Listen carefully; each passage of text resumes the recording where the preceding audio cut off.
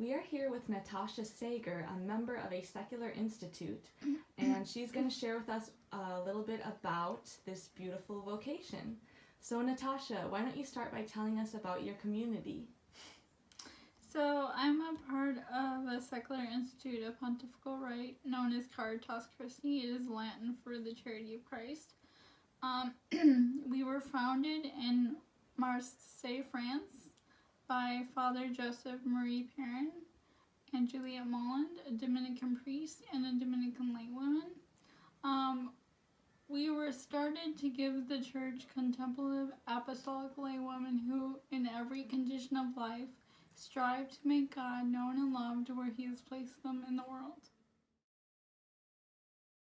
What does your lifestyle of prayer look like? What kind of prayer commitments do you have? So, daily Mass if possible. We pray the office, the Divine Office, morning, evening, and night prayer. Any other kind of spiritual practices that draw us close to our Blessed Mother and the Lord, like praying the Rosary, spiritual reading, half an hour of meditative prayer a day. We also have a prayer that we say communally wherever we are. It's called the Prayer for the Church, and it was written by the first 10 members after they made their first commitment.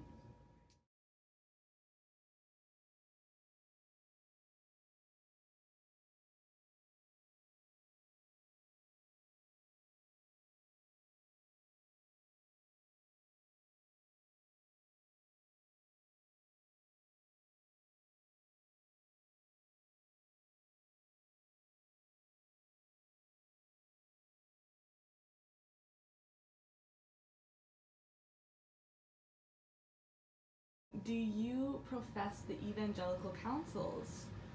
So yes, we profess the vow of celibate chastity and promises of obedience and poverty.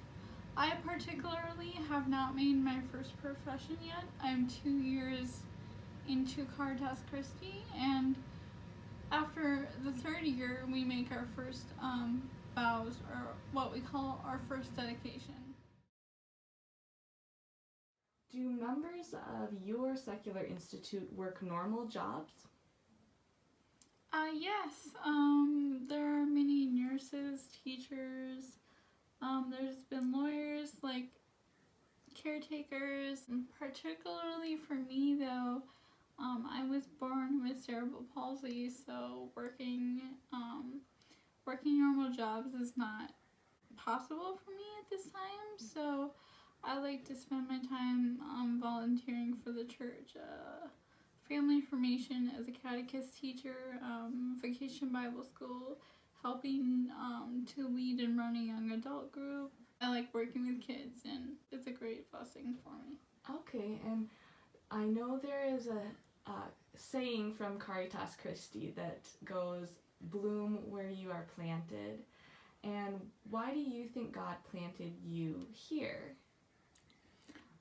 I think God wanted to use my particular situation, my disability, to bring positivity to those around me, to bring my love of Christ to those around me who may not know Him. What does formation look like in your community? So we have a sponsor that walks with us in our journey, who has walked the journey in Caritas Christi longer.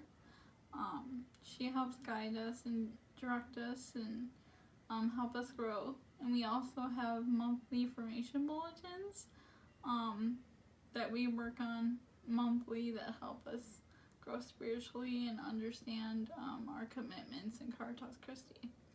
But we also have a spiritual director, or we're encouraged to have a spiritual director to help us, in our formation journey as well. So I meet with a spiritual director once a month.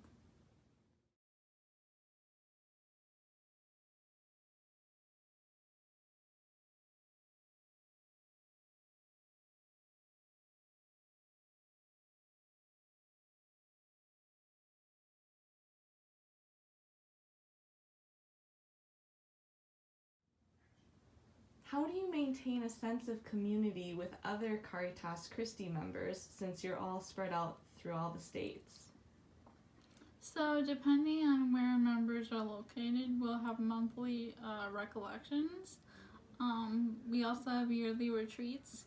In the USA though, we usually just try to meet once a year, but we do stay in contact through email and phone calls, but we also have monthly Zoom meetings. So what you're saying is that Caritas Christi was doing Zoom before it was cool. Yes. So we just stay connected through modern technology. Has been a blessing to keep members who are spread out connected. Natasha, thank you for giving us a sneak peek into the life of a member of a secular institute. Of course, I want to share my vocation so that others who might feel called to this vocation know about it. And I hope everyone has a very blessed day.